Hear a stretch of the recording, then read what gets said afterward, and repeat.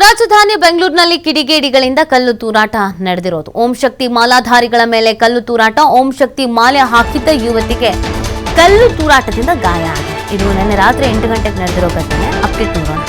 ಅನ್ಯ ಕೋಮಿನ ಗುಂಪಿನಿಂದಲೇ ನಡೆಯುತ್ತಾ ಕಲ್ಲು ತೂರಾಟ ಅನ್ನೋದೊಂದು ಪ್ರಶ್ನೆ ಇದೆ. ರಾತ್ರಿ ಕತ್ತಲ ಸಮಯದಲ್ಲಿ ತೇರು ಎಳೆಯುವಾಗ ಕಲ್ಲು ತೂರಾಟ ಆಗಿದೆಯಂತೆ.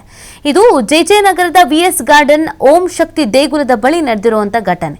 ಜಗಜೀವನ್ ರಾಮ್ ನಗರ ಪೊಲೀಸ್ ಠಾಣೆಗೆ ಭಾಸ್ಕರ್ ರಾವ್ ಅವರು ಭೇಟಿ ಕೊಟ್ಟಿದ್ದಾರೆ. ಮಾಜಿ ಪೊಲೀಸ್ ಕಮಿಷನರ್ ಅವರು, ಬಿಜೆಪಿ ಮುಖಂಡ ಕೂಡ ಹೌದು ಇವರು. ಅಲ್ಲಿ ಸ್ಥಳಕ್ಕೆ ಭೇಟಿ ಕೊಟ್ಟು ಏನಾಯಿತು, ಏನು ಎತ್ತ, ಪ್ರಕರಣ ನಡೆದಿದೆ ಹೆಂಗೆ, ಕಾರಣ ಯಾರನ್ನು ಅರೆಸ್ಟ್ ಮಾಡಿದ್ದೀರಾ, ಗಾಯಾಳುಗಳ ಪರಿಸ್ಥಿತಿ ಯಾವ ರೀತಿಯಾಗಿದೆ ಎಲ್ಲ ಖುದ್ದಾಗಿ ಅವರು ವಿಚಾರಿಸಿದ್ದಾರಂತೆ. ಬೆಂಗಳೂರಿನಲ್ಲಿ ಕಿಡಿಗೇಡಿಗಳಿಂದ ಕಲ್ಲು ತೂರಾಟ. ಈ ಪ್ರಕರಣ ನಿನ್ನೆ ರಾತ್ರಿ 8 ಗಂಟೆಗೆ ನಡೆದಿದ್ದು. ತಕ್ಷಣಕ್ಕೆ ಪೊಲೀಸ್ ಠಾಣೆಗೆಲ್ಲ ಹೋಗಿದ್ದಾರೆ, ಕಂಪ್ಲೇಂಟ್ ಕೊಟ್ಟಿದ್ದಾರೆ. ನಮಗೆ ನ್ಯಾಯ ಬೇಕೇ ಬೇಕು ಅಂತ ಪಟ್ಟು ಹಿಡಿದು ಕೂತಿದ್ರು. ಸುಮಾರು 100ಕ್ಕೂ ಹೆಚ್ಚು ಪ್ರತಿಭಟನಾಕಾರರು ಪೊಲೀಸ್ ಸ್ಟೇಷನ್ ಮುಂದೆ ಬರ್ತಾ ಇದ್ದ ಹಾಗೇನೆ ಪೊಲೀಸರು ಎಲ್ಲರೂ ಕರೆದು ಕೂರಿಸಿ ಮಾತನಾಡಿ ಮನವೊಲಿಸಿ, ಇಲ್ಲ ಈ ಘಟನೆ ಹೇಗಾಯಿತು ಏನು ಅಂತ ತಿಳ್ಕೊಂಡು ನಾವು ಕ್ರಮವನ್ನು ಕೈಗೊಳ್ತೀವಿ, ನೀವು ಇಲ್ಲಿಂದ ಹೊರಡಿ ಅಂತ ಹೇಳಿ ಕಳಿಸಿದ್ದಾರೆ. ಇನ್ನು ಬಾಲಕಿ ಓರ್ವರಿಗೆ ಗಾಯ ಆಗಿದೆ ತಲೆಗೆ, ನೀವು ಫೋಟೋದಲ್ಲಿ ನೋಡ್ತಾ ಇದ್ದೀರಲ್ಲ. ಇವರನ್ನ ಆಸ್ಪತ್ರೆಗೆ ಕರ್ಕೊಂಡು ಹೋಗಲಾಗಿತ್ತು, ಟ್ರೀಟ್ಮೆಂಟ್ ಎಲ್ಲ ಕೊಡಿಸಿದ್ದಾರೆ ಅನ್ನೋದ್ರ ಬಗ್ಗೆ ಮಾಹಿತಿ ಸಿಗ್ತಾ ಇದೆ.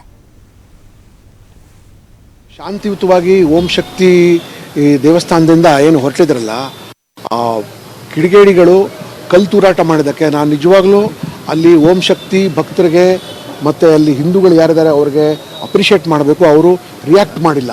ಅವ್ರು ರಿಯಾಕ್ಟ್ ಮಾಡೋಕ್ಕೆ ಹೋಗಿದ್ರೆ ಭಾಳ ದೊಡ್ಡದಾಗಿ ಸಮಸ್ಯೆ ಆಗಿರೋದು. ಸೊ ನಿನ್ನೆ ರಾತ್ರಿನೇ ನಾನು DCP ಸಾಹೇಬ್ರ ಹತ್ರ ಮತ್ತು CP ಹತ್ರ ಮಾತಾಡಿದೆ. ತುರ್ತಾಗಿ ನೀವು ಅರೆಸ್ಟ್ ಮಾಡಿಲ್ಲ ಅಂದರೆ ಬೆಳಗ್ಗೆ ಹೊತ್ತಿನಲ್ಲಿ ತುಂಬ ಪ್ರಾಬ್ಲಮ್ ಭಾಳ ಎಸ್ಕಲೇಟ್ ಆಗೋಗ್ಬಿಡುತ್ತೆ ಅಂತ.